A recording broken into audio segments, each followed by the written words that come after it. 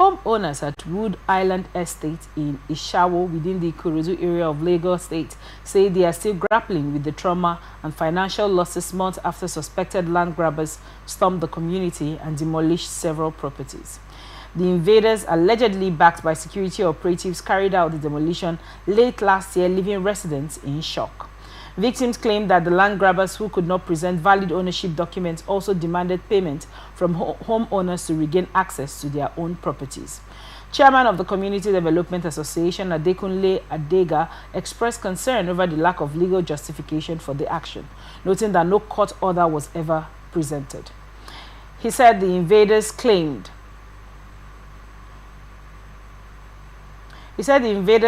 they had obtained an injunction but could not produce evidence, and even their lawyer admitted there was no court judgment yet. Coordinator of the Arugbo Ado Aboki Lawal family, Enira Orisan, whose family sold the land to many of the homeowners, confirmed that 2 suspects had been arrested. He also praised the police authorities in Abuja for stepping in after reports that the demolition sponsor had boasted about having the police in his pocket. Among the affected homeowners is the retired civil servant Sani Gerald, who said he was denied access to his property despite presenting his purchase document. Another victim, Margaret Animashon, appealed to the government to intervene, saying she had been developing her home gradually since 2014 before it was destroyed. Residents continue to call on the authorities to act swiftly and ensure justice is served. The issue of land grabbing is becoming so prevalent. You know, few days ago there were reports that we are experiencing same currently in Port Harcourt. What are your thoughts on this report? Well, you know that many people sell their lands, especially cities. They sell their lands out of greed, out of their inordinate desire for money. And then when they finish the money, they start looking for, some of them go ahead and resell the same land to another person. But we need to blame the government. Any city, any place where, or any country where this kind of thing is happening, the government should be held responsible. But why should there be security? Why should there be security operatives protecting these hooligans, these criminals, acting as original owners of a particular land? So the government should be held responsible. The government of Lagos State should be held responsible. And imagine one of them boasted that he had the police in his pocket. So what does that tell you? That means that he has connections. He has connections in government that can help him have his way. So last year I watched a lot of disturbing videos where caterpillars were demolishing buildings. To what purpose? Now look at the case of Mr. Gerald, who said he is retired from the civil service. Most times, all of his income might probably have been put into building this particular house that has now been brought down. I believe it's part of their poverty campaign, and part of their campaign of making life difficult for Nigerians. Who is they? I'm talking about our leaders, our government, especially the government of Lagos. This thing happened in Lagos many times. I watched several videos. Like I was saying, it's equally now in Port Harcourt. Many people are complaining same. You can't really say that because we don't have demolition of buildings going on in Port Harcourt.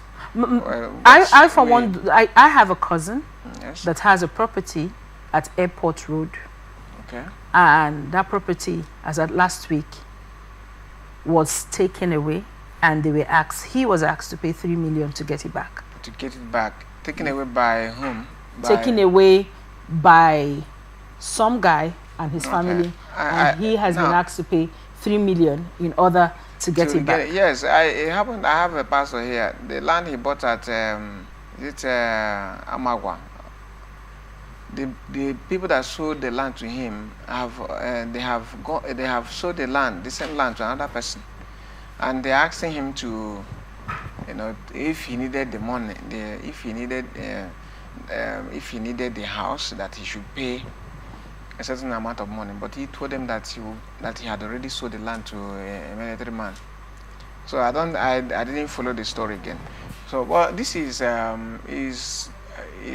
uncalled for. It's really terrible to see this kind of thing happening in a city. Because especially in a place where there is a campaign for people to try to build their lives, to grow themselves through land banking. Yes. What is the faith of the youth given this sort of land grabbing that we currently have going on in most cities in Nigeria? The government needs to come in. They need to make a law and make a policy. If you buy a land, you have the documents, you have everything is intact. If anybody comes to take it from you, the person should be arrested. Should be taken to court. And then since I came here, I've not. I don't know whether there's any Minister of Lands in Rivers State. We have a Ministry of Lands. Then what is the job of the Minister of Lands? If anybody wants to buy a land, he's free to go to the Minister of Lands to make inquiries. And then if that land belongs to the community or belongs to somebody else other than the person that is claiming to sell it, you know that the land is a no-go area. Instead of selling your land, people don't need. If you walk about the city, you see many properties written land. This land is not for sale. It does. What is the need for that? If anybody wants to buy a property, he can go to the Minister of Land to make any inquiries whether that land is for sale or not. Instead of writing something and this land is not for sale, stay away, beware of this. We don't need to beware in any society that is organized. We don't need to beware of anybody because the government is there to do the right thing. So the government should come in and make laws or to make sure that the ministry that is in charge of lands is working. Instead of having this kind of thing, this kind of people coming to demolish somebody's property or coming to claim somebody's property, asking them to pay a certain amount of money before they can get it back.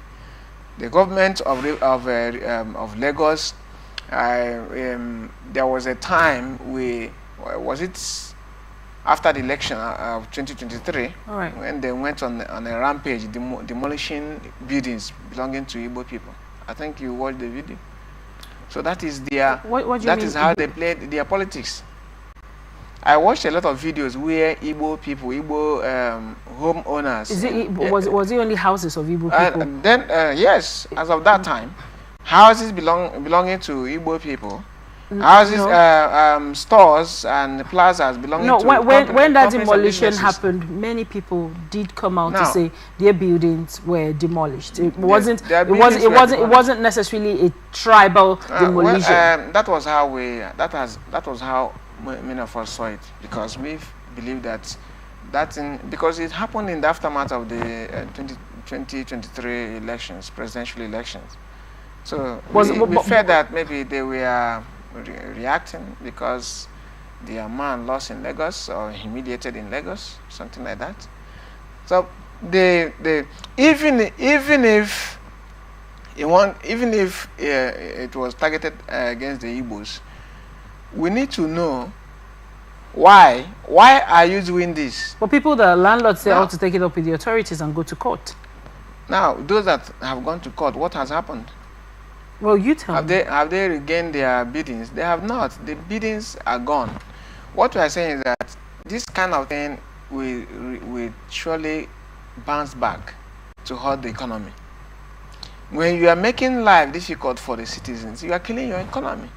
When you are empowering your citizens, helping them to live a better life, you are growing your economy, because the economy is the people.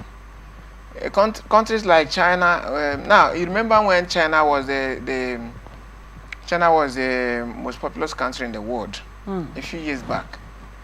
You know, they were trying to they used different measures to reduce their population. Now, after downsizing their population, and they realized that it was their population that made them rich. China is, even now, somebody told me, I was debating with somebody the other day. China is the most powerful economy in the world right now, whether we like it or not. So China, the people, giving the people a better life, giving your citizens a better life, allowing them to thrive, removing restrictions, obstacles in their way to do business, you are helping yourself as a government to run an economy. You're empowering your economy. That's why China is now paying their citizens to have more children, because they have now realized that it is the people, it is the population that powers an economy. It is the businesses that people have in China that is powering the economy. So what laws do you think should be put in place for people to get their properties back? Because the lady said she's been building this, this building since 2014, gradually, because you're hoping it's going to be something for you at retirement. Yes. But now, with this demolition, she has nothing. Now, what measures do you think should be put in place? Now, if you make a law, make a policy that anybody that demolishes a building without government approval or without court processes should be arrested and should be imprisoned. You state it. Everything should be clear. People will stay away from doing that. And then if you are dragging a land that doesn't belong to you with another person, if the government, after investigation, and they find out that the land doesn't really belong to you, you will face certain number of times in prison. People will be scared to do that kind of thing.